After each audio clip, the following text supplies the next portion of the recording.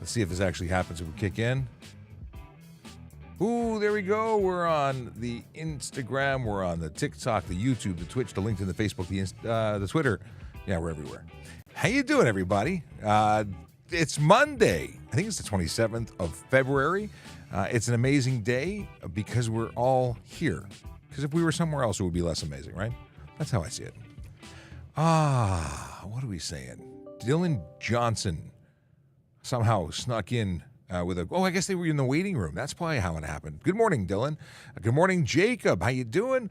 This is Ask a Traffic Cop, that show on the internet where you get to ask me, the traffic guy, questions about stuff and things, primarily focused on traffic law, traffic safety, but we talk about police stuff in general. Is it Gang and Deep? Singh says, good morning. Hello. We have. Let me show you some love. Hang on a second. Dylan from Oklahoma. Then we got Jacob, and of course, we've got Mr. Singh here. I'm apologizing. I'm apologizing because I don't know who you are. I'm making assumptions. Akela, greetings and salutations from the TMC. How's it going? Of course, we've got my wife, Leo's wife, who comes in and says, good morning. It's a happy day in the neighborhood. I hope that everyone's doing well and that your weekend was fantastic. But what are we going to talk about today? What are we going to talk about every day? Your traffic and police questions. So, if you're watching on TikTok, we have the fabulous CJ who is assisting by taking your questions out of the chat and putting them into our space, which is the space here on Restream. If you want to sort of skip the queue and make sure that you get into the ability to be seen by me, I'm really only focused here on the chat that's coming through on YouTube, Twitch, LinkedIn, and Facebook. I do see some questions, and I see one that just popped in here from Crystal, who says, good morning and hope you're having a great day. I am, and thank you so much, Crystal. She's coming in by the Instagram. Now, TikTok, we see you, we love you, but it's CJ who's going to be taking questions and popping them into the chat. Let's see here. We got George who comes in and says, hey, Sean, thank you so much for the congratulations on my accomplishments. Sincerely, your anonymous #1 fan. Not so anonymous, George. I know who you is. George just recently graduated from his college program, so we caught that on LinkedIn and wished him well. Chase. Were you there, Chase? Chase says that Friday's show was phenomenal. Hour and a half, maybe more, that we were chatting with our friend from Brooks, Alberta, Logan. He didn't wear his cowboy hat, but he could have because they have those there, and that's an awesome hat. I just want the hat. That's what I'm saying. Just saying. But it was a great show. If you missed it, you can watch the replay on our YouTube channel. You can watch it anywhere in our stream, but easiest to find on our YouTube channel. We have, just going up with a couple of shout-outs. Good morning to the Canadian show, our friend from local in the neighborhood. He's close by, and we're working on a plan, although I got to say, I've dropped the ball. He's popped over into the YouTube. The Canadian show holds twice a week, if I'm not mistaken, a Canadian trivia night. And the deal is that we're going to do a Canadian traffic trivia night. I think that's how we're gonna frame it. Either way, we're gonna connect and do some collabing, which is very cool. We have NASCAR Tim, and who appreciates what we do. What me and my team do. It's a small team. We're just us. But thank you very much. Much appreciated. Chase didn't get to watch live. I noticed your absence there. I noticed the absence of Chase on Friday, but I'm glad that you were able to catch the replay. And, Uber Guy 80, did you hear about our crash on the 417 that happened on the weekend in Ottawa? I did not hear about it, but if you got video or if you want to send me information, by all means you can. You can send it to traffic safety programs at torontopolice.on.ca, and I would love to read about it because I'm hoping you're okay. That's the big thing. Let's see here. User 5627, lots of numbers. Do you ever shake your head at some of the questions that you've heard? How much over the speed limit is it legal to drive? Some of the questions, I question some of the questions, but you know what? They're all legit. Not everything in the Highway Traffic Act makes a lot of sense, and there's a lot of people spreading a lot of misinformation. There's people who say you're allowed to go 10 over. Well, no, you're not. But it's become this belief that enough people say it becomes true. Well, it's not true, but it is something that gets people into a lot of trouble. They get shocked when they get pulled over. Why? Because because because people do things and think they're going to get away with it. Why was Toronto Police not at the car show in your own city? OPP don't patrol here and had a whole booth of cars. Very unfortunate media relations. Ahmed, it's a great question, and the answer is our office used to do that, and our office used to have 6 people, and now our office has me. And I can't be in 2 places at one time. We'd love to start doing things like that, and hopefully our office will grow to accommodate that. We have outreach that, like this, we're international here on this this magical internet show. So while we weren't at the show with a booth, I did make it to the show very briefly to chat with some vendors and some people who were showing stuff, but I didn't get to go there during the day because I was here talking to everybody else. So it is what it is. We would have loved to have been there in a more active way, but couldn't. Just couldn't. We got all our people utilized doing police work. And this is police work too. And I appreciate the show as police work too, but it just didn't work out. What is this? So does TPS only attend? So does TPS only attend one thing a year, the Indy? Actually, the Indy is something we just started doing last year. Again, we had stopped during the obviously during COVID, during the lockdowns, and that was the one thing we really worked hard to get and do, and it was tough to do. Basically, we had very few people that could work it, and myself and the Sergeant Kulik were 2 that were constantly there, but we just don't have a lot of people we can put on to going out and physically standing at shows all day. It takes a lot of work to do it, and we just don't have the personnel to do it. It's nice to do, and we're going to try and do more, but I can't guarantee what the next thing we'll do will be. We'll try and do the Hound Indy again. Colin Hunter, is it Hunter? Hartner. Colin Hartner wants to know, what amount of speeding is criminal? Well, there's criminal dangerous driving, and it's not specifically speed, but it could be speed depending on the interpretations of the officer. You're doing 200 kilometers an hour in a 50, I'm telling you for certain I'm going to arrest you. No ifs, ands, or buts. It's not a stunt thing. Stunt is not criminal. That's Highway Traffic Act. And stunt, although you could go to jail for up to 6 months for stunt and you can have some serious consequences, I would charge you for stunt and I would arrest you criminally. It's about how much risk you're putting to the public, yourself and to the public, how much danger you're putting people in. And especially, so it depends. That's the answer. What is the penalty for driving under suspension? Oh, I got to look it up. I have not written this ticket in a while, and I want to say that it's no set amount, but I will refer to the Book of Knowledge. And in this case, the Book of Knowledge is not Google, but it is Shield Basic, which allows me to search the Highway Traffic Act very, very easily. Suspension, that's what we said. Okay. Drive whilst suspended? Let's see. Suspension. Is it a suspension or suspended?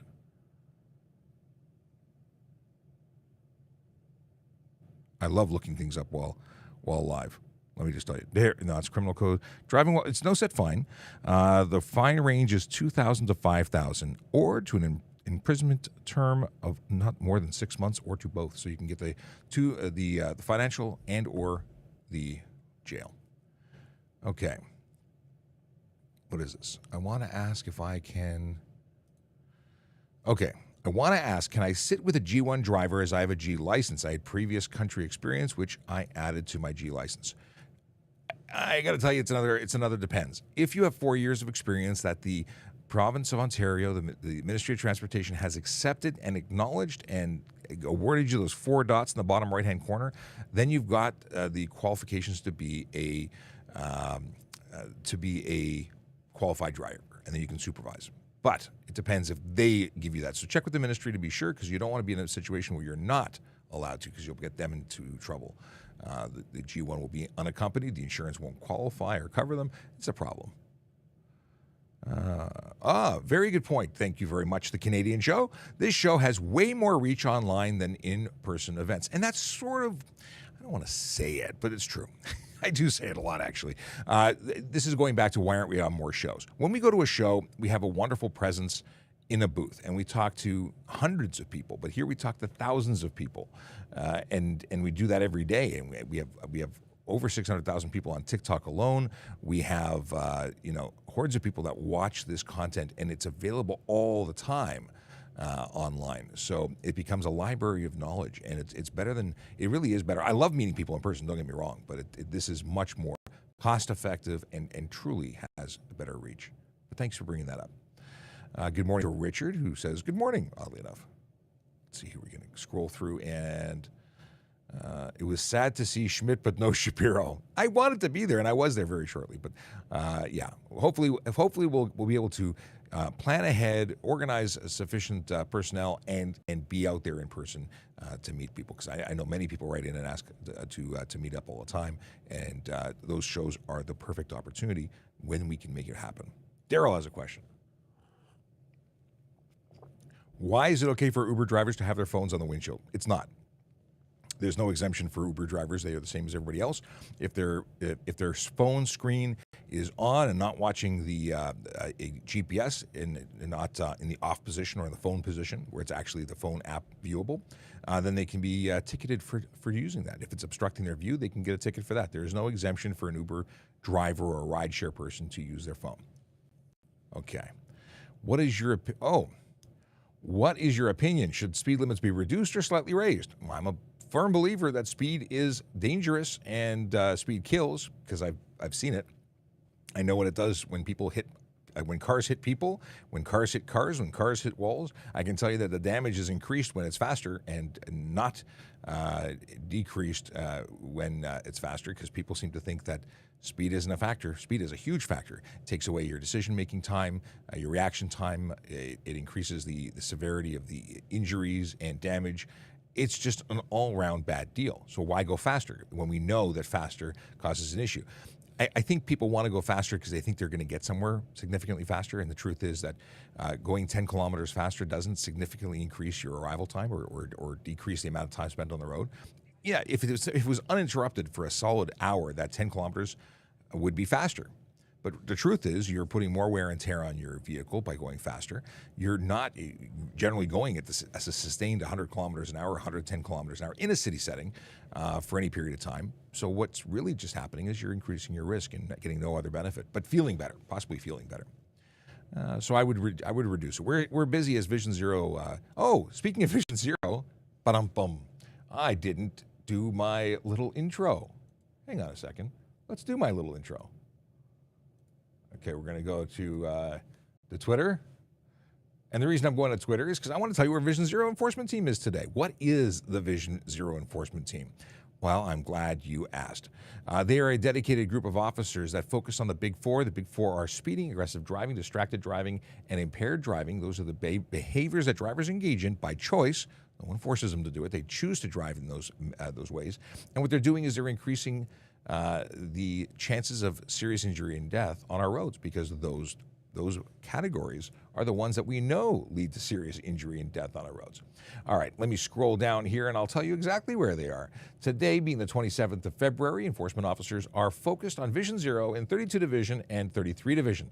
That's the neighborhoods of Downsview, Willowdale, Newtonbrook, Bathurst Manor, Parkwoods, Donalda, Bayview Village, York Mills. And that's not to say that they won't be elsewhere. They'll be all over the place. But those neighborhoods will be getting some dedicated one-on-one. Actually, I think it's going to be like 18 to 1. But they're going to be focused on augmenting their work that's already being done in those divisions. They're putting in a highlighter. They're focusing on people who are putting those neighborhoods at risk today. Now, every day is a different neighborhood because we are led by intelligence. It's intelligence-led policing. Yeah, that's what I would say. We have analysts who go and tell us where we need to be to make an impact, where we need to be because those communities are having a specific issue, and it's based on stats. So they send us where to go. We go there, and we do stuff. What do? We issue tickets, not hugs, and it's a good thing. Tickets are supposed to change your behavior in a positive way. How is it positive? Well, changing your behavior from doing something dangerous to driving and following the rules, because the rules are generally created to make the roads safer. People will say, well, it's just a tax grab. You just want to take money from the working person. No, the truth is that this is not a money thing. It costs more money to enforce rules than it does there's no profit from it. You pay someone to go to court, you pay an officer to be there, you put gas in a car, and you do that because it's an investment into traffic safety, protecting everyone on the road, including vulnerable road users, cyclists who are vulnerable, motorcyclists, car drivers, everybody. But it's not to go make $5. And that there are better ways to make money. This is about making safe changes. And the people who argue otherwise just don't know what they're talking about. All right, let's move on. What do we got here? We have, can I drive? Oh, here we go. Can I drive on a city or highway HOV lanes, 2 people or more, with an 11-month-old? Aaron wants to know, essentially, do kids count as people? Kids are people, too. Yes, dogs are not people. People ask about their furry friends, want to know if they can be in the HOV lane with them. They do not qualify as human. Babies, 11 months, even 2 months old, still human. Yeah, you're good to go. HOV lanes in the city and the highway have different rules. Technically, the ones in the city aren't truly HOV; they're multi-use, and it's all designated based on the sign. So you may see a diamond lane that says the bus is using it or a motorcycle can use it. If it's on the sign, then you can do it. And kids are people too. I love it. Thanks for asking that question. You have made my morning. If I didn't acknowledge you already, good morning, Richard. Thanks for saying hey. What happens after losing 4 points on a G2 license? Well, if you're a learner and you get a ticket with 4 or more points in one shot, so it's a 4-point ticket, you're going to get a 30-day suspension on conviction. If you simply get a 2-point ticket and a subsequent 2-point ticket, you're not going to get a suspension. But when you get to the next threshold, you will, because you have a lower threshold to meet than a driver who has a full license and is not a learner. Very good question, by the way. Okay, what do we got here? Boom, boom, boom. All right. Let's see here. Come to the Indy this year, Ahmed. We'll probably see Kerry and Sean, the duo. Yeah, and we do partner up. We're side by side at the Honda Indy usually. So it's an opportunity to meet both of us. Now, Ahmed says, I'm just dialoguing here. I'm just reading all the comments. You say you talk to thousands online instead of hundreds in person. Are those thousands in Toronto, though? They might be as effective as... Okay. Essentially, yes. We talk to people across Ontario and of course, Toronto. And we do occasionally get people internationally. But the vast majority of our viewers are coming in from local area folks. And we are talking to people in Ontario, even if they're not specifically from Toronto. But we don't burrow down into the stats to find out if they all came to Yonge and Eglinton. The truth is, people at the auto show are from all over the province too. Boom, boom, boom. What do we got here? Thomas Mortimer, is rights to counsel mandatory prior to giving a statement? So we give you your rights to counsel, because if we don't give you your rights to counsel when we're arresting someone, this is specifically to arresting somebody. That's a situation. If you're a witness, rights to counsel generally as a witness aren't provided. So rights to counsel is an arrest situation, or sometimes during if we're detaining you. So maybe give me some more context as to what you're looking for there for information. Informatia. Let's see here. We're going to check to see what Volley's saying in case. Oh, we got 2 Q&As. Chase is in here with a Q&A. Let's see what Chase has got to say. Hopefully this works. So during last week's snowstorm, there's plenty of people at the end of my street who were like rolling through the stop sign, not super fast, but they just didn't want to get stuck because it was super deep there if they stopped. So like, what's your advice? And like, would you charge someone for that? Because there's like very little you could do. What? I have to hear it again. My street who were like rolling through the stop sign, not super fast, but they just didn't want to get stuck because it was super deep there if they stopped. So like, what's your advice? And like, would you charge someone for that? Because there's like... So the situation is it's snowstorm, the deepest snow. The snow is deep, and people are choosing not to stop for stop signs for fear of not being able to regain momentum. Guess what? That's called running a stop sign. Would we sit there and do enforcement on that? I don't know. It's going to depend on the officer who's there. Chances are we're going to be busy investigating collisions, but that doesn't mean you should be doing it. Stop at stop signs. Use appropriate tires. Make sure they're capable of getting you going. But no, there's no exemption that during snow you don't have to stop. You absolutely have to stop, and even better reason to stop, because in snow, basically people don't stop very well, which means they slide through. So there's a lot of risk with winter weather driving. We want people doing the right thing. If you go slower and it takes you longer, so be it. Leave yourself extra room. But again, no exemptions. Chase says, please, please, please, bring a TPS car to the show next year. Don't tell Kerry, but TPS has the best looking cars and light bars. I don't think he watches our show. You're safe. Let's see here. What do we got? Richard says he believes in making all urban residential zones 30 kilometers an hour. You know what? Here's the funny thing. I don't know why we need to go faster. And people are going to be like, what? How could he be saying such things? Why? What? He's crazy. No, I'm telling you that really, if you do 30 kilometers an hour, it's not unreasonable to go 30 kilometers an hour. And in local areas in traffic, you're only going 30. You're lucky to go 30 kilometers an hour. The problem is that we have a lot of drivers that need to have a hard reset. A lot of drivers who shouldn't be driving, because I watch them when I drive, and there's a lot of bad drivers out there. There's good drivers and there's bad drivers, but there's a lot of bad drivers. Okay, and they probably don't know who they are, because as my friend Scott Marshall says, everyone's a great driver. Just ask them. Yes, it is true. My car's number plate is on the right-hand side of the bumper. Can I get a ticket for that? If it's your front license plate, number plate, no, it's not against the law to have it off-center. In fact, many manufacturers from factory will place it off-center. So that's the answer to that. If it's the rear license plate, it is it is as long as it's illuminated, but it doesn't have to. It has to be in a conspicuous place. It has to be legible. But it doesn't say it has to be dead center in your vehicle's bumper. So for the front license plate, offset using a what is the question? Sorry, I read a message from CJ and it distracted me in my thought process. So yeah, tow hook adapter, totally okay. It's conspicuous front plate. It just has to be horizontal as per regulation. It can't be vertical. Can't be a sideways number plate. Let's see here. Ty Lambert, what are the different margins of speeding infractions as far as stunt driving?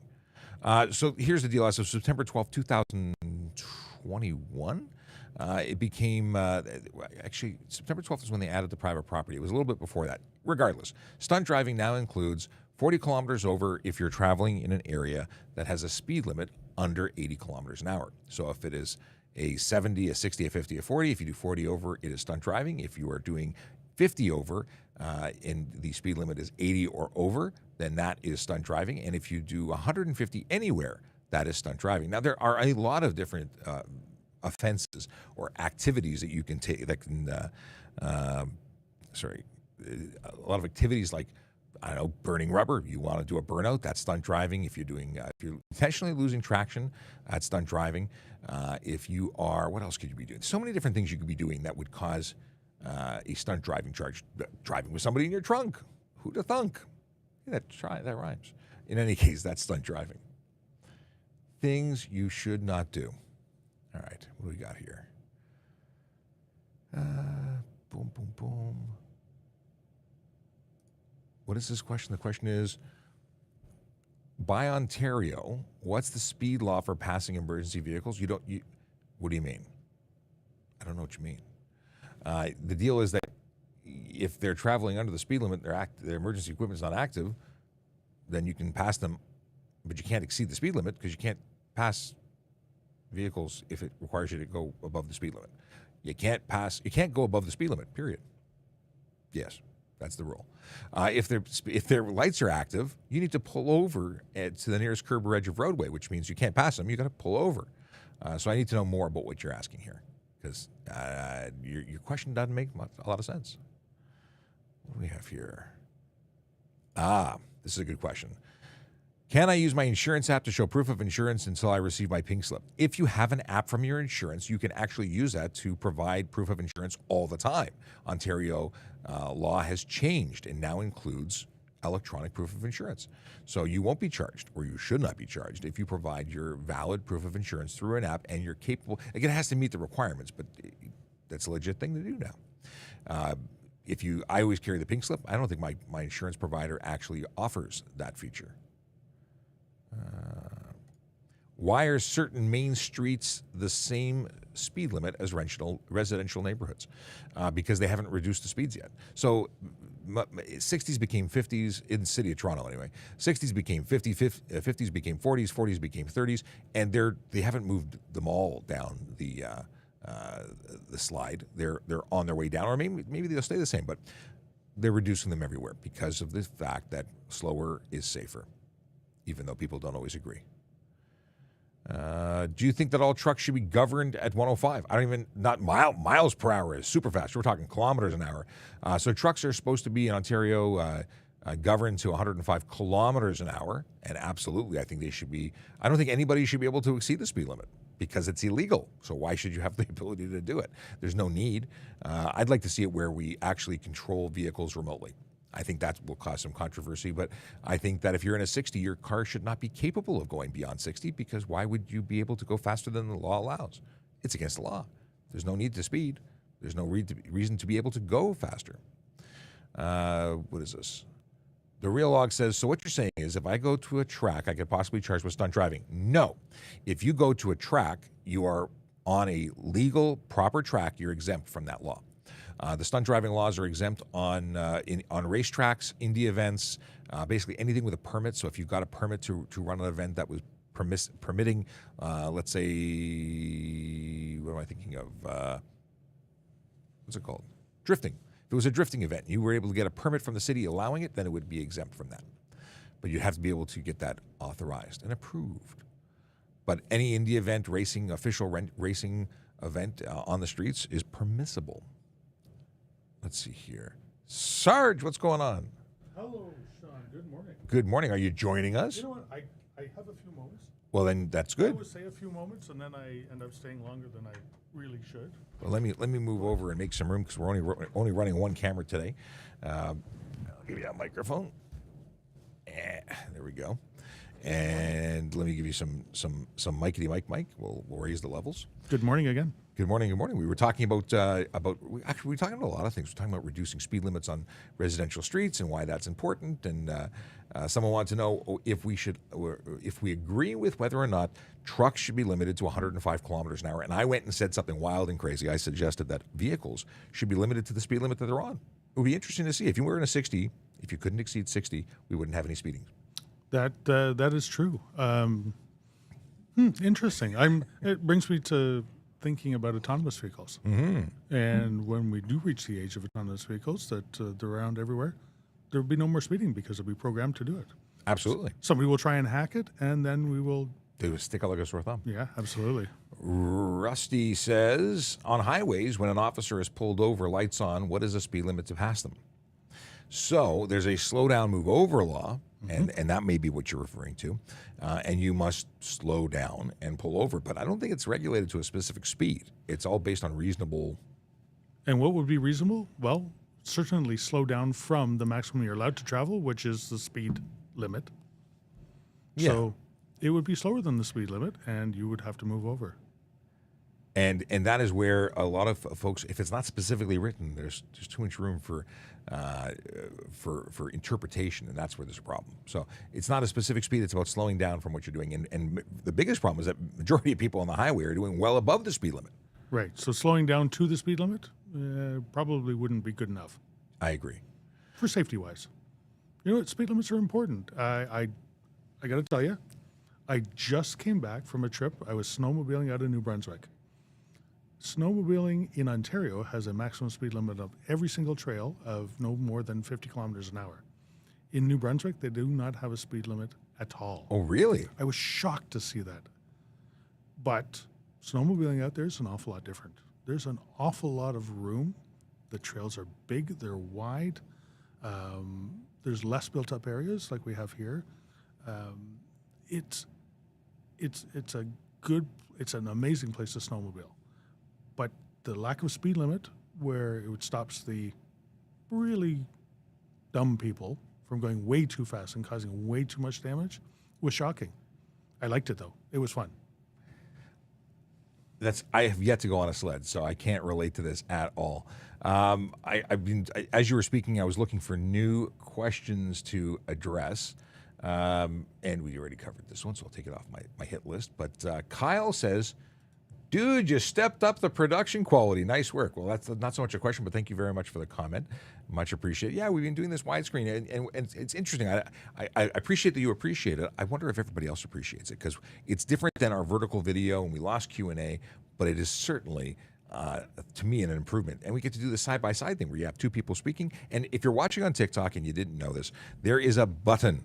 And if you press it, it looks like two rectangles, almost like an L. Maybe it's a backwards. Regardless, it's one button, two shapes. Hit that, you can go landscape, and you can get a chat on the right side and our video on the left. If you want to go full screen, you can also do that. If you don't want to watch the chat, you have options. You can even turn off the screen on the phone. I know with the iPhone, I don't know about the other platforms or other like Samsungs, But then you can listen to it and you're driving legally. If you're listening to it and not watching it, you can not interact with us, but listen to our cast with the phone turned off.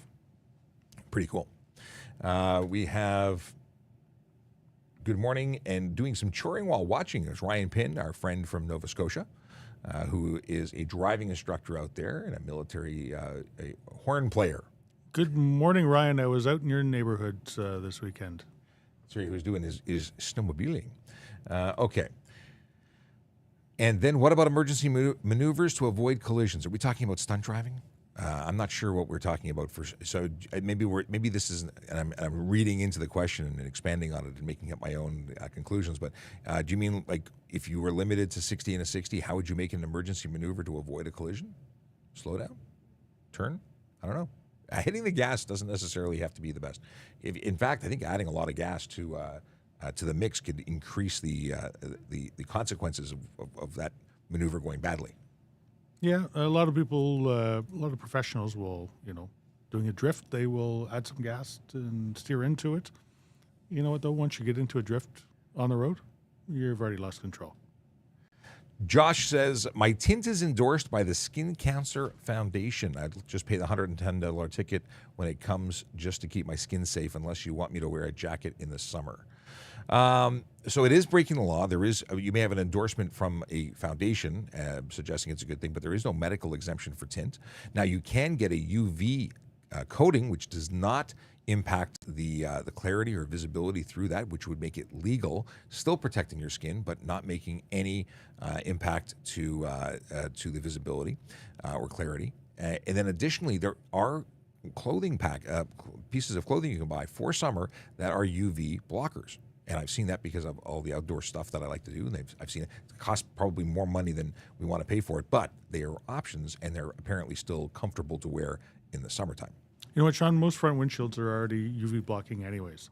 Gone are the days from the 70s and 80s where your dash is, sun faded and cracking and everything. And how did they do that? They changed the windshield to block the sun, harmful rays from coming in. You can do that to your side windows as well. It doesn't change the clarity of it. It doesn't change your ability to see in and out of it. And that makes it legal. But it's safe for you.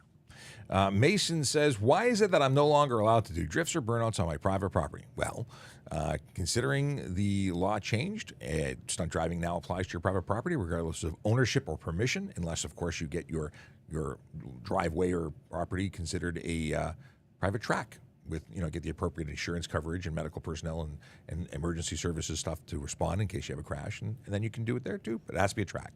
And you know what? If you're upset about the government changing that, you can say a really big thank you to all the unlawful takeover events that we had in all across the GTA, all across the province, and probably across the country, where people will go into parking lots and just do these big, large events where they're drifting and sliding around and people are watching. It's unsafe. The government had to do something about it.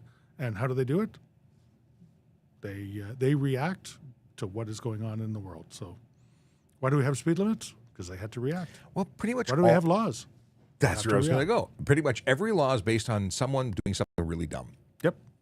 And then one person did it, then more people did it, and it became an epidemic. So they made a law to address it because the message of things like surviving or common sense didn't apply. People had to have a law, and a consequence had to be put into action to tell people not to do the thing they shouldn't do. It's too bad it had to get to that level.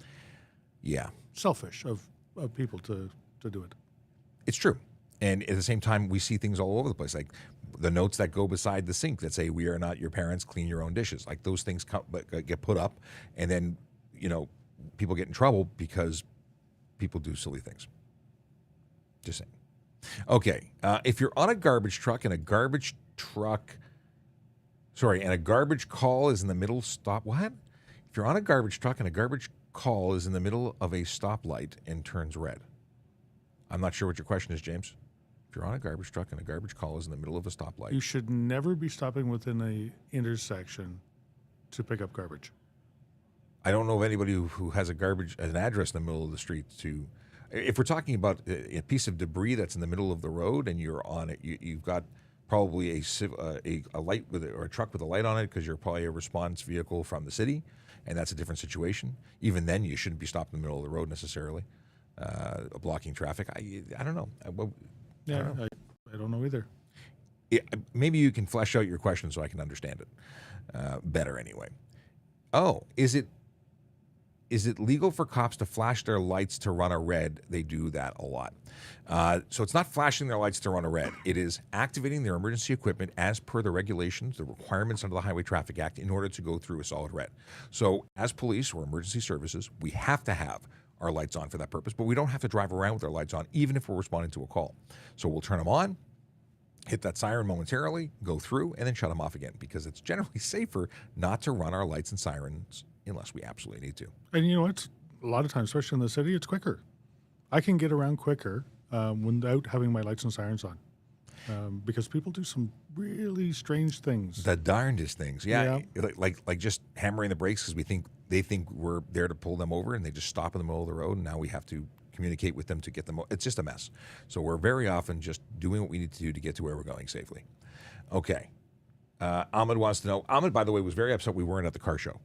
Just saying. He wanted us to be at the car show. You know what? I wish we were. Me too. But I was basically saying that we don't have the personnel to currently accommodate that we used to. We don't right now. And hope to be able to do it again. But he has a question saying, so I can't go off-roading on my ATV in the back forest of my yard. Is spinning my wheels in mud trails stunt driving? Technically speaking, it's a motor vehicle, and technically speaking, yes. Technically speaking. Yes. But the deal is we're not hanging out in your backyard. But let's say you were doing that on your backyard and your neighbor complained and said there was stunt driving going on in your backyard and the police responded to that. Could you be charged? Yeah, you could. What happens if something went awry and you accidentally hit your neighbor that was standing there watching you doing it? You know, the consequences would fall down from there. Yeah, you could be charged.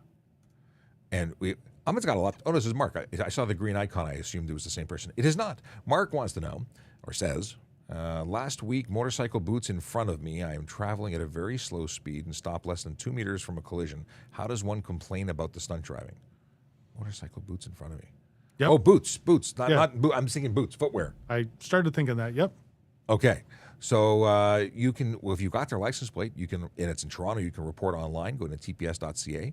We have an online portal that allows you to make reports about dangerous or any kind of driving. The conduct, there's two different links. One is for the conduct of an individual driver where you have the license plate. The other is, let's say you were on your street and you had problems with people not stopping for your stop sign. Then you could complain about the stop sign. Either way, an actual police report gets generated, and then you can then it'll be assigned to a police officer for response. So those are good things to do. And you know what? When you do that, it actually stops people from continuing on doing it. So we don't have to create a new law. Yes, the government doesn't, just to target motorcycles. Some people get letters in the mail from the Toronto Police saying, "Hey, your vehicle was spotted on this date at this time at this location, doing something really that it shouldn't have, and we've been made aware of it." And that'll always come up if we run their license plate. It'll come up. So the next time a police officer engages with them for something they're doing wrong, and we were going to give them, let's say, a break, a warning, and we see that there's reported events of this person driving carelessly or poorly or dangerously, that's going to take that potential of a warning off the table. Yeah, because you've already got it. Yeah, even though it was not something that was communicated directly. So you play a vital role, I think, in gathering information about bad drivers. And ultimately, we want to make bad drivers good drivers. We want to change their opinion about how to navigate the roads to be safer for everybody. It's a community space. You can have a hand in making it a safer space. How long do these things stay? Discoverer wants to know. I don't know what thing we're talking about. We're talking about warnings? Warnings stay forever. Yep. Yes. Warnings are a forever thing. Because they don't go to the ministry. They're just in our database. But they are accessible to all other police services out there. Yes. That can look in our database. We share. We're friends who care, so we share. This is a fantastic question and one that we don't talk about nearly enough. Can a sober G1 driver drive an intoxicated G-class driver home? The answer was your guesses. Anyone guessing? I can guess. Well, that's not fair. You know the answer. I will not keep you in suspense any longer. The answer is no. A supervisory driver must have less than 0.05 BAC, which is blood alcohol content, in their system in order to qualify as a supervisor. If you are impaired, you can't possibly provide good counseling and instruction to the person that you're supervising. You're probably going to be unconscious or close to it. Or just over the legal limit where Yeah. you wouldn't be able to drive anyways. And what happens if you need to take over the driving? Absolutely. What is this? There are so many homes in Toronto sitting in the middle of an intersection. Oh, this is the garbage truck thing. So, I see what you're saying. So it's maybe a T T intersection? Yeah. How does that work? I don't know where that falls into it. If you're there, you have an obligation to clear the intersection. So a T intersection with a traffic light. No, I can see a stop sign. Yeah, it's very rare, wouldn't it? But it happens. Like, I'm for instance, I'm sure it's Toronto. no, it absolutely, because I'm thinking, is it Bathurst that has it, or is it Dufferin? Dufferin, I think. A number of T intersections controlled by light, or offset intersections. So I could see it happening. Listen, we're not there. You're in the process of servicing that stop, whether you're exempt or not. You have a responsibility to clear, but I think it's within reason. I don't think a police officer is going to go and give you a ticket for that. But I'm curious now as to what the absolute letter of the law says. So, and the letter of the law says you must not enter an intersection on a red traffic light. If you entered it and it's lawful, you are obligated to clear it. And if you're, picking up the trash, doing your job, then you clear it most expeditiously as you can. Don't hang out there. The offense for it is a bylaw ticket, and you probably would not get a bylaw ticket if you're actually doing your job. But if you're selfish and you just enter the intersection because you want to make it through on the next round, yeah, no. Well, I was going to say, you're actually under contract from the city, so it's unlikely that the city is going to give you a hard time about not clearing it when they've asked you to service that stop. Just me speculating. Just saying. Oh, Chase was expecting a hard no. I was thinking about it. I was thinking about it. All right, what do we have here? Oh, I missed a whole bunch of stuff. Hang on a second here. Oh, my goodness. Okay. TikTok has a certain character limit, so James has come over to YouTube and asks, I'm in Kitchener, and we have some houses that are at three-way intersections. I'm a garbage man, and some of the houses are in the middle of intersections. And, okay, so James is the person who. Okay, now I figured it all out because CJ was taking your questions from TikTok to drop over. So hopefully we covered that, James. And if not, please let us know. Yeah, enter the intersection lawfully. Clear it as soon as you can. I like it. Ellie asks, can dashcam video be sent to police and the police charge the person in the video? So, depends. It depends if all the information required to establish the charge are included. I know that York Regional Police have laid charges based on stunt driving evidence from users' accounts where they've had all of every piece of information that we need to lay is there. So, yeah, possibly, because it's been done. Part of it is identifying the driver, and you have to positively identify the driver. We're not there when most collisions happen, but we use the evidence of the people around who witnessed who's the driver, who was driving the other car. You can positively say that, and we can lay a charge because of the collision afterwards with that. But like I said, it's not always a found committing offense, but we need to have all the evidence to be able to put it before the court. Here's a question I don't quite understand. When would you give imprudent driving? When would you give imprudent? There's no charge for. I'm not even sure of the context. I don't know. Maybe not a term we use Here in Ontario. I don't know if it's. Jared, give me more. Give me more. I want to know. What is this? Mark says, tired of the game of chicken as driver opposite fails to observe right of way and turns left as light turns green. Oh, that is stunt driving, my friend. That is a situation where they would lose their vehicle for 14 days and their license for 30. That is absolutely stunt driving. And the government included that in the stunt driving because of people just like that. Absolutely.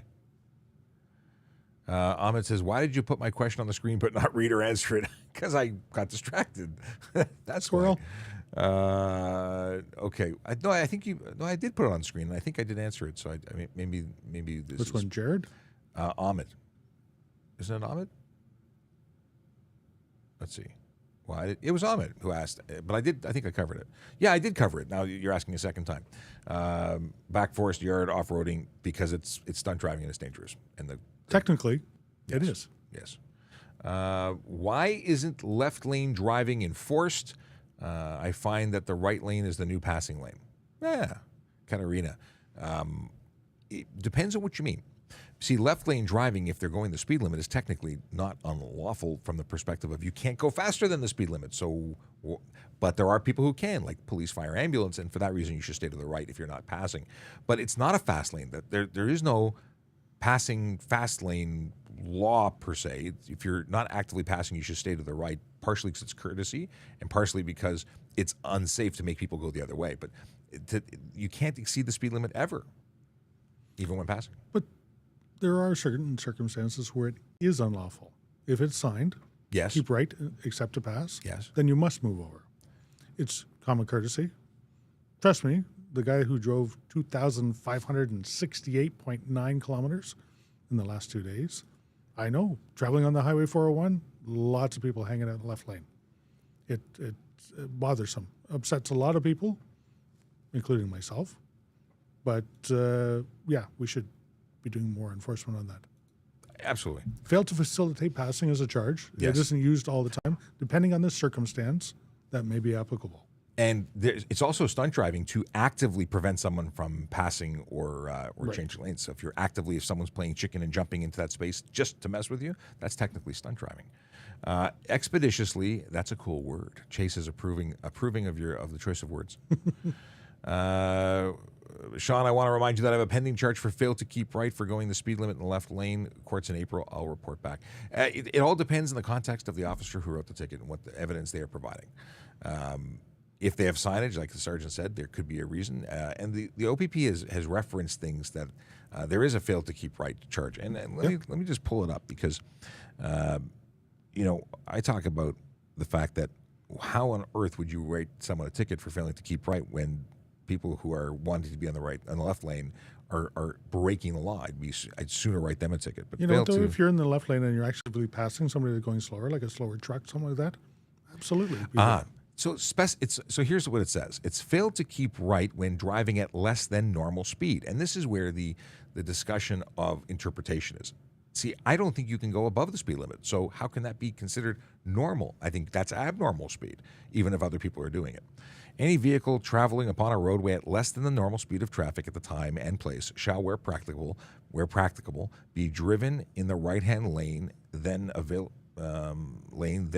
for traffic, or as close as practicable to the right-hand curb or edge of roadway. Exception does not apply to the driver of a vehicle while overtaking and passing another vehicle proceeding in the same direction. Vehicle while preparing for a left turn at an intersection. I don't even think this is specific to highway, like to expressway. But you know what? It's all interpretation. It'll be up for the officer who laid the ticket to articulate why they laid it. But that's what makes it interesting. In the end, just move over. Unless you're passing, just move over. That is easiest. Is it illegal for someone to wear a police uniform when they are cosplaying as someone from a video game? If that video game is a Toronto police uniform, you're wearing that police uniform in Toronto, that's going to cause some problems. Because it's personation. Yeah, not impersonation. It's personation. It is. And it's also incredibly dangerous. You know what? There's an awful lot of people out there that don't like us and would hate for them to take their frustrations out on you if you're not a police officer. And if you hold yourself out to be a police officer, you better be able to act like a police officer. Wow. And you don't have the authority to do so, so... It's probably going to result in some matching bracelets. Yeah. It's a bad idea. If you're cosplaying and you're going to be in a closed environment, like at a show that is for cosplay, get changed there or cover up while you're in transit. Certainly don't be carrying anything that might be... Now, if you're wearing a cowboy sheriff costume that is very clearly cosplay, you may not run into problems, especially when we know like an event like fan expos in town, because we see it. But be very careful, and don't carry weapons of any kind. Let's see here. There's a whole bunch of good stuff that's come in recently. What is this? Now you get to use your terminology. Truman wants to know, can you run a red light in an emergency if you have your four-ways on? Truman, that would be a hard No. Yes. Never. Even police can't go through with their four-ways on. They have to use their full emergency equipment, lights and sirens included, because there's regulations, and we are exempt from certain things, which you are not, which include going through. We are the emergency service workers. You are not. If you have an emergency, call 911.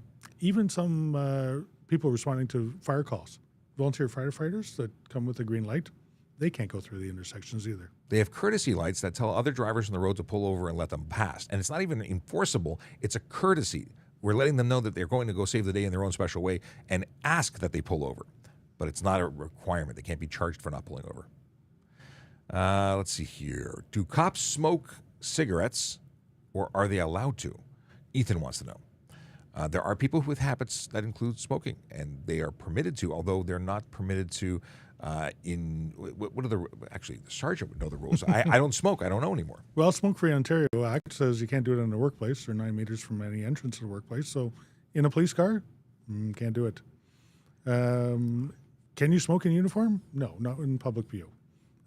We can do it outside of public view. And I'd say we can do it. I'm talking police officers in general, because I don't do it. Yeah. But I used to. Smoking's not cool anymore. It was cool for a short time. Okay, very short time. Yeah, most of the 1900s. Yeah. Just for a century or so. Just for a century. And yeah. Now it's the opposite effect. I don't understand how anyone smokes. But I'm a former smoker too, but I don't understand it. Do passengers need to show ID during a stop? Depends. It depends. And it really is a good depends, because it depends. It depends on why they're being asked for identification. If they're being investigated for an offense, whether it be criminal code or a different provincial act, like the Highway Traffic Act for not wearing a seatbelt, or a liquor license act, or the what else could it be? It could be Smoke Free Ontario Act. It could be any one of the acts. If you read the question specifically, though, does it need to show ID? And the answer is no. You must identify yourself, and that identity must be proven, which may include actually showing your physical identification, your ID. But if you can satisfy the police officer of your identification without it, then it would be sufficient. Right. If you're a driver, you must have your identification, your driving license there. Have you ever given a TTC driver a ticket? I don't remember. I don't remember if I've ever pulled over one. I've investigated collisions or issues, but I don't think they've been at fault for them. I don't know if I have. I have, on multiple occasions. Sometimes mistakes happen, and they don't get a free ride. I made a pun. Free ride? They don't get a free ride just because they work for the city. Why don't mounted cops clean up after their horses? It's pretty gross. I've never worked in the mounted unit. I don't know what their responsibilities are. I don't know if do they have a sensor and somebody gets dispatched to clean up after them after the poop and scoop. That would be the big scoop. I don't know. I don't know either. Yep. Maybe we'll have to have them on the show one day to answer to their poop. Why? Okay, this is one that I'm going to put on screen so I can read it. Justin wants to know. Four-way stop. Car 1 stops ahead of stop line. Car 2 stops behind them at the line. Car 1 goes through. Car 3 arrives and stops. Technically, car 2 was stopped first, but who goes when? Okay. This is an order of operations. It's first to arrive, first to drive is usually the way to go. But if you were, okay, 2 cars have stopped. It's still going to be 1, 1, 1, 1, 1, 1. So it's going to be 2. Even though 2 cars were there first, it's going to go around the loop to the right, taking priority. So car 1 stops ahead of the stop line. There's no offense. They shouldn't have done that. Right. Car 2 stops behind them, but moves up to the white line and then comes to a complete stop. They're at the appropriate place, and is that qualified as stopping? The other car in the other direction, which is what I understand this to be, would still be able to go after the first car that stopped in the wrong place. Right. And then, no, car 2 does not get to jump car 3. Yes. Unless they were there first. No, they are there first, but you can't have 2 cars going north and the other car going south, even though, because at that point it becomes a roundabout in terms of person to the right. Because car 3, I'm assuming, is not behind them. I believe it's in front of them, like opposing. Right. We're making a mess of your question here, right? It's trying to piece it together without crayons. How do we report cars where brake lights are not working, is it different for highways versus street? Now, same thing. If they have no lights on, it's at night, and they're a risk to themselves or others. And being a ghost car, being something invisible, it could be a situation where their headlights are off. It could be a situation. I've pulled over a lot of these cars, and very often the driver's impaired. That's why they don't turn the lights on. They just have no idea. So calling it in to police to say there's a car driving with its lights off. Anything else you can provide police that may give us, a perspective, like the car is not tracking in this lane properly, or it's driving way below the speed limit. This may be an impaired driver. So it could be very important letting the local authorities, whether it be 911 or a non-emergency call, is going to be based on what you feel is going on. It's not necessarily an emergency. It could be just someone who forgot to turn the headlights on. Or like me, who has done this before, I take it to the shop, my truck to the mechanic, and I drop it off with the full headlight system on automatic. When they're working on the car, they turn it off so they're not staring at your headlights when it's on the hoist. I get back in my car, and I'm an autopilot assuming my headlights are going to come on, and they don't. So it could be something very, very innocent like that. So always check your headlights when you get back out of a shop. Put them back into the setting that you expect them to be in. You know what? If it's safe to do so, there's nothing wrong with engaging a driver. If the situation presents itself, we pull up beside them, honk your horn, and say, "Hey, your headlights are out." That may be all it takes. But you know what? Do so smartly. Yes. Don't engage somebody that is obviously not safe to engage. This is true. I did that once. I was honking, I'm pointing, and then after they turned their headlights on, I realized my headlights were off. That's it was me. It was me too. What is this? So the video game character question was, I don't think there's any video game with a Toronto Police uniform. Actually, I've seen skins where the Toronto Police cars are used, so I don't know about that. But you're probably right. Josh says, is it true or false that you're allowed to pass on a solid line in Ontario? So, solo line, but I think you mean solid. There's no law specifically prohibiting the crossing of the line. What you do after crossing the line could get you into a lot of hot water. If you cross on that line that says you shouldn't cross because there's limited visibility or whatever, it's a suggestion, it's information, and you choose to do it, you're entirely on your own, and the consequences are yours. Right. So most solid lines are put there for a reason, because it does come within a crest of a grade or a no clear view or a railway crossing or a bridge or a viaduct or all the other ones where you're not allowed to pass. Mm-hmm. So there are situations where you're not allowed to pass. Not all ones are covered by the yellow line that is solid. So it's on you. It is on you. Is it illegal to obtain a scanner in Ontario? If you mean a radio scanner, yeah, it's legal to buy a scanner. If it's going to scan us, chances are it won't work because we have encrypted digital channels. You're not going to be able to hear us. There are agencies that don't encrypt their stuff, and they have their scanners, and both trunking scanners and scanners are legal to purchase. Yep. But you may not hear anything anymore because they've really changed it. Is it legal to import a European semi-truck into Canada? I don't know. It has to go through an inspection through RIV Canada. So RIV Canada is the registrar of imported vehicles.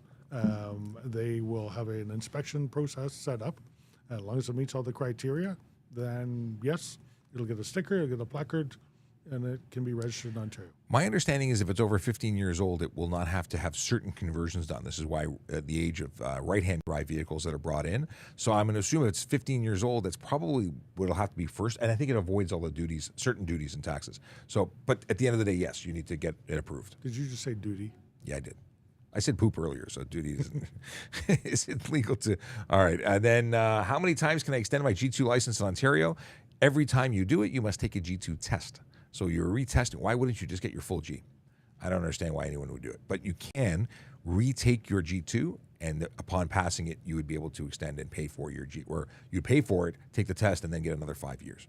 But you're still a novice, at which point you're still dealing with all the consequences and conditions of being a G2 driver. So if you can get your G2, just get your G2. Oh, sorry, your G, your full G, graduate. Yep. If a ticket trial date has not been set for over a year, can it be dismissed? They've extended things, and I don't know where this sits right now, but during COVID, 1 year became 2 years for making 11B applications of what's reasonable. My understanding is everything's pushed to 2 years. I don't know where things stand today, though. And what Sean means by 11B, so the Charter of Rights and Freedoms, Section 11B, is your right to a speedy trial. So 11B applications are when you go and say, hey, I had a right to a speedy trial, and the amount of time it took to get here has been unreasonable. They may dismiss it. And that's something you can ask for, and they'll evaluate it then. So I know Sergeant Campbell always says you have to lay like the most applicable charge. So if someone's speeding and on their phone at the same time, could they just get those 2 tickets, or could they get careless as well? And can you get like a stunt driving charge along with a speeding ticket? Or does that not work? That's a fabulous question, Chase. Thank you very much for asking it. The deal is that you can get everything. Yep. And you probably should. If you're driving and if you're committing more than one offense, it's beyond that of simply speeding. Stop putting things on the screen. There we go. If you're speeding and running stop signs, you're being careless, if not dangerous. Like depends on. So it all depends. So picking up a cell phone is distracted driving. Just picking it up and holding it in your hand is distracted driving. But if you're driving with it in your hand, because you've already committed that offense, and you're looking at it like this as you're driving along, is that distracted driving and careless? Absolutely it is. And stunt driving, if you're doing it at a high speed, absolutely. So you may find yourself getting all the tickets, and then we see what happens in court. Jace says, good morning from Vancouver. How you doing today? I'm doing great. Thanks for asking. Is it okay to defend your vehicle if someone's trying to break into them, grabbing them and throwing them or taking their knees out? Eric Jessen wants to know. That's a very specific thing. You have to be very careful. Protecting life is one thing. Assaulting someone who is trying to break into your things is a different thing, and it's going to be very. It's a tough one to answer Yes. without knowing all the circumstances. You have to do what's reasonable to protect you and to protect yourself. And any excess that is determined by the court is on you, and you can be charged for it. So, is it reasonable? Is it reasonable that you come out with somebody who is hanging around your vehicle and hasn't done anything? What about if all of a sudden they do something? What does that change? You have to assess it, because there's going to be a whole bunch of people afterwards that's going to assess it. But I also want to bring something that's very important to your attention. If you decide to engage with someone who is probably, we're going to assume they're a criminal if they're trying to break into your car, what if they're armed? What if you start something with someone who has a knife or a gun or a crowbar and decides to assault you? Your stuff can be replaced. You cannot be. So you're better off to be a fantastic witness, take your phone out, call 911, record video, do everything you can. The car will survive, whether it's in your possession or not afterwards, but you need to survive, and that's the most important thing. Right. And that's really why my hesitation in answering it, because whether you have the right to or not, it may not be the right move. Can a cyclist, be charged with speeding? No. They cannot. The charge under the Highway Traffic Act does not apply to, or it only applies to motor vehicles. Now, if you are traveling at an excess, could you be charged with careless? Yes. Yes, you can. Those apply to any vehicle. So think about it if you're like going super fast, going through a school zone, and kids are getting out. Absolutely. Would speeding be charged? No, it would be careless. Will your license get suspended if you don't pay after driving on the 407? Your license plate may be suspended, not your driver's license. My understanding is they apply to two separate things. They don't have authority over your driver's license. But if you don't pay a speeding ticket, then your driver's license may be suspended. So two different areas, and depending on which one you're dealing with. The 407. We have comments here. Love the progress on the look. Just need to face each other a little more when you have company. The problem with this is I can't read the screen Exactly. and get the questions. The camera's there. Yes. The screen's there. Yes. I got a lot of things going on, and maybe I could put another screen here. We're just not there yet, but we're working on it. How about this? That's not creepy at all. Yeah. Who is liable when a pedestrian is who is liable when pedestrian gets hurt crossing a street on a green light? Well, sorry, who has the green light? The pedestrian or the person driving who hit them? It's going to be Whoever has the right of way, the other person would be liable. Yes. If you step off a curb in front of a car and they're doing everything right, and you're the one that comes out in front of them, the pedestrian could be liable. If the motorist doesn't take appropriate action, if the pedestrian has the right of way, because they can cross the road, then the driver would be liable. It all depends. Very often we have situations where a driver is in the midst of a turn. The pedestrian steps off into the path, believing they have the right of way because there is a misbelief or a common misbelief that the pedestrian always has the right of way. They don't. They have to be lawfully in the intersection to have. You have to yield to the pedestrian. So if I saw someone who was about to step off into the road, I would not have the right of way at that point. They would. But if they've made that step, or once they've engaged, and I pull, it's just, the dynamics are such that it all depends. But And don't find yourself in that situation as a driver or a pedestrian, because you know what, getting hit by a car hurts. And even if it's not your fault, if you strike a pedestrian, there's a whole bunch of things that happen afterwards. That your insurance, damage to vehicles, people getting hurt. All those things. Just don't find yourself in that situation. is it legal to do a wheelie? Wheelie? A wheelie? No. Stunt driving, 100%. On or off road? Yep. Which is really unfortunate when you talk about off-road bikes, because that was part of the fun of driving dirt bikes. Yeah, absolutely. And on a track, it would be legal, but not on your front lawn, not on your private property. No.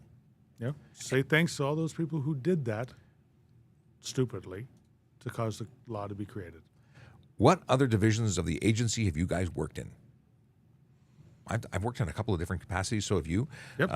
in different places. And I think we can wrap up the show in just a minute after we talk about this and acknowledge one other person, and we're done. I've worked in priority response. I've worked in street crime. I've worked in traffic. I've worked. I did a secondment down to homicide. I've worked in our community mobilization units. I've done a fair bit.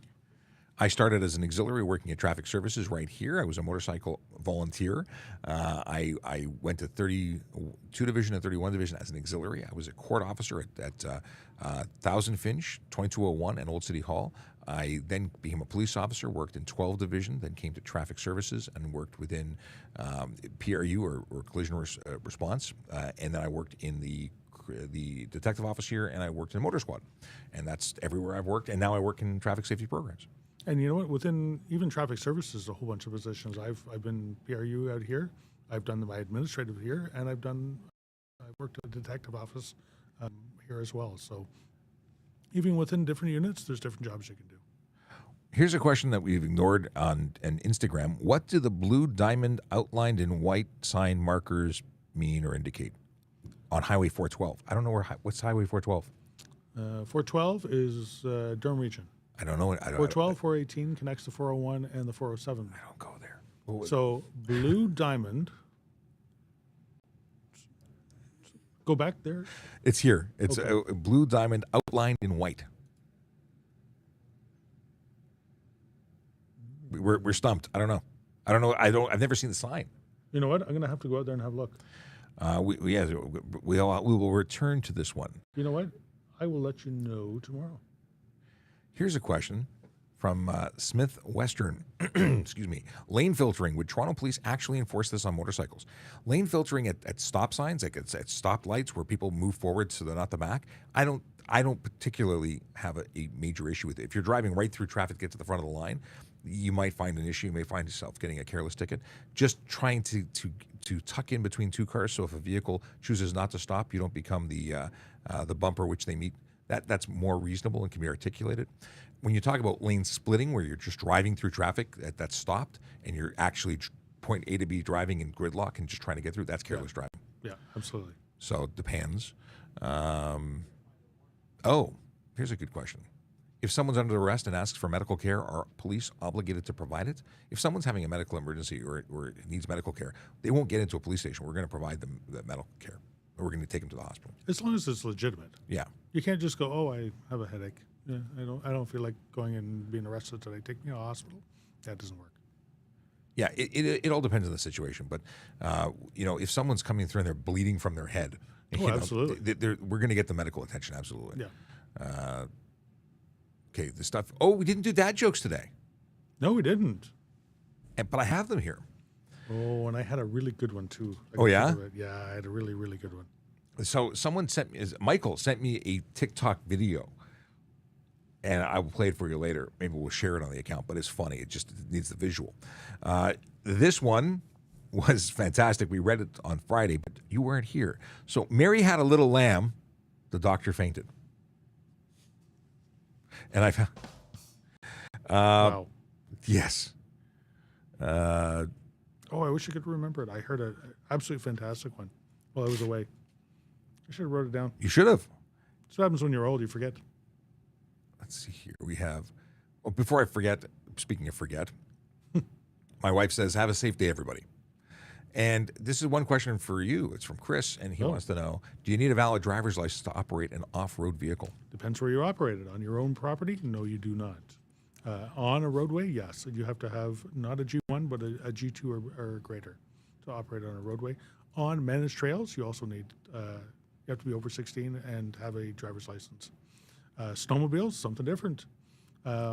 If you are 12 to 16, actually 12 and over, if you do not have a vehicle driver's license, like a car driver's license, you can apply for it, write a test, and get a motorized snow vehicle operator's license. I did. When I turned 12, I went and got that license so I could actually operate them on the trails.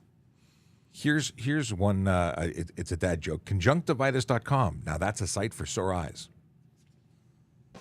Or is that really a... Okay, that was actually pretty good. No, I like that one. Oh, okay. I like that one. This is Tuesdays. We're up to date. Leave that one for tomorrow. You know what? I'm going to think about that one that I heard on the weekend, and I'll bring it tomorrow. Sounds good. And just a message from Akela, who says we have a winter storm travel advisory, and it's after 11 a.m. So stay safe out there, and remember, don't have a good day, have a great day. Akela works for the City of Toronto, so it would be finger on the pulse of this kind of information. So thanks very much, much appreciated.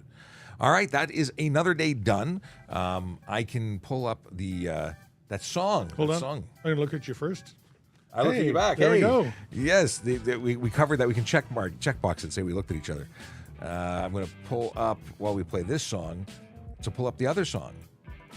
Is it in this folder? It is. So I hope you have a great day. Drive sober, park legally. It's a message on behalf of Aaron Urquhart, our TPS_bike cart. And any other messages we want to share? Apparently the weather's going to be less than wonderful. Chase approves of today's show, saying that it was a great show. You know what? It's always a great show. Drive careful. Drive careful. Be courteous. And then enjoy the traffic song, which we're about to play when it cues up here. It takes a while, seconds. And this is, of course, written, performed, and recorded all at Traffic Services, written by a member of our CIB. So enjoy. And there's a new one coming, too. Maybe. I think so. I think we convince her. Driving safely helps the traffic flow. Watch for pedestrians, look out for bikes, and don't drive like a jerk that no one likes. Yellow light, red light, green light, go. Driving safely is the way to go. Put down your cell phone, nobody needs you to text and drive on the DVP. Yellow light, red light, green light, go. Stop at stop signs, look both ways, then go. Seatbelt, save your life indeed. And watch your driving, don't speed. Yellow light, red light, green light, go. Driving safely is the way to go. Don't drink and drive or smoke some weed, because you might go to jail and not get